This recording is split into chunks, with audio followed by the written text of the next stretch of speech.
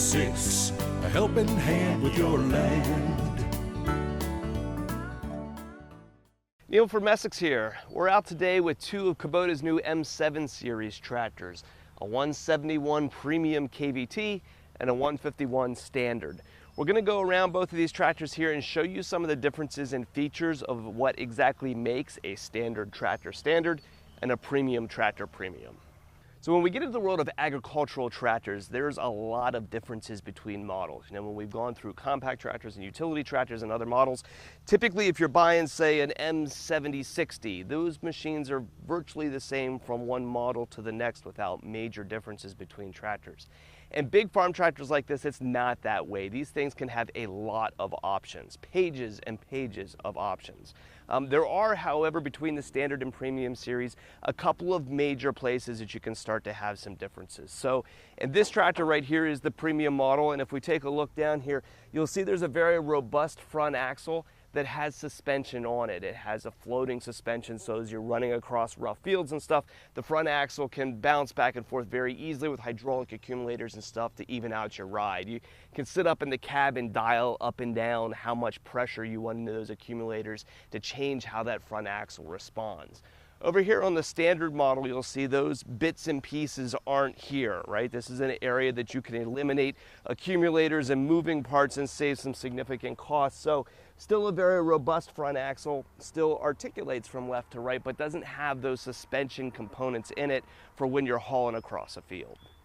You notice back here on the tires, this premium model has a bar axle on it. This is a 100mm bar axle, one of the largest in the industry. And that enables you to be able to easily slide this tire in and out in order to set your row widths and stuff.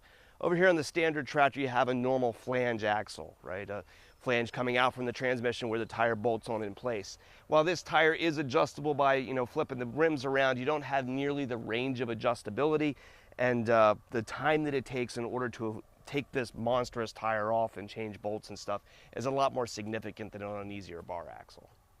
So our premium tractor also comes with a premium hydraulic system. You'll see back here in the back where our rear remotes are. This is a closed center load sensing hydraulic system with electronic remotes. That enables a lot of functionality, and there's a lot of functional differences in the hydraulic systems of these two tractors. This one cranks out right about 29 gallons a minute, and that closed center system enables you to use implements that demand a specific amount of flow at a specific pressure all of the time. So take, for instance, pumps on a sprayer, right? You want to be able to drive that sprayer pump at a constant rate, at a constant flow, so that your rates out of your sprayer aren't changing. In a closed center system, you can do that. You can dial in exact numbers like that. The economy tractor has an open center system, and what an open center system will do is that when the hydraulic system starts to have multiple demands upon it, flow doesn't always go at exactly the same rate, exactly the same pressure to the right ports. So you go back to our sprayer application again. If you have, say, a foam marker out there on the end and you're running your sprayer pump and you reach out and raise your foam marker, when you put that additional hydraulic demand on the system, the standard tractor is going to have a much more difficult time maintaining that proper flow to the pump, causing your spray rates to fall off. So there are specific applications where closed center hydraulic systems are worth every penny, but if you're looking at a tractor mostly for, say, haying applications where you're not going to be using those hydraulics in those ways, you can save a significant amount of money over in the standard tractor. So this is our standard tractor over here with those open center hydraulics on it. And you can see the valve stack itself looks fairly similar. Up here on the top, there are these cables coming down to it. That is for flow control. So this tractor does have standard flow control to allow you to dial in some of those adjustments that we were talking about earlier, but you're never going to get the precision out of an open center system that you could from a closed center. So our premium tractor also sports a premium cab. If you look over here on the side, you have an electronic armrest that floats with the seat that all of your controls will sit on. It's also equipped up here with this 12-inch monitor that you can dial in a lot of your adjustments or see a lot of information about the tractor's operating conditions and stuff up here on the screen.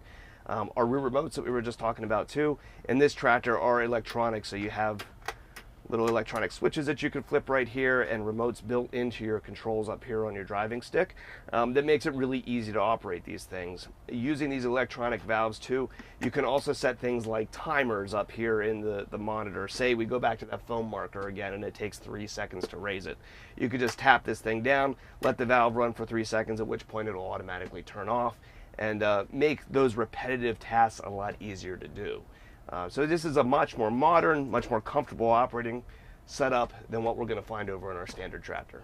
So over here in the standard tractor, we have a more standard control layout. So on my rear remotes, for instance, I have mechanically operated remotes on these levers right here. I don't have a big monitor to get a lot of information about the tractor. I can still get a digital readout from my display up here in the front, but I don't have the large adjustability and electronic features that we have over in the premium model. When we start to get into tractors of this class, precision farming capabilities become something that many customers are considering. And the premium tractor is able to accommodate a lot of those needs. So this machine can be ordered through with steering valves in order to allow a precision guidance monitor to steer the tractor. It's something that's available in the premium machine that's not available over in the standard.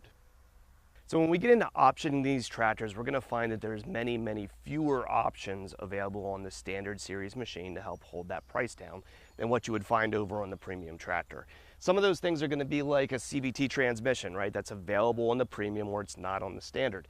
But also a lot more significant things as well. When we get into that transmission, a lot of guys now, particularly here in the US, are doing a lot of roading and like to road at higher speeds. And 50 kph or 32 mile per hour transmissions are a feature that's only available over in the premium series. So we're going to find things like that. Options in cab suspension. The standard machine typically is going to come with a more rigidly mounted cab than what the premium series is going to. Things like super single tires that we've got over here. Again, these are things you're going to find on the more premium tractor. So when we start to dive into the options, Kubota is giving us many more options in order to equip the premium tractor for the customer than we were going to get over on the standard series.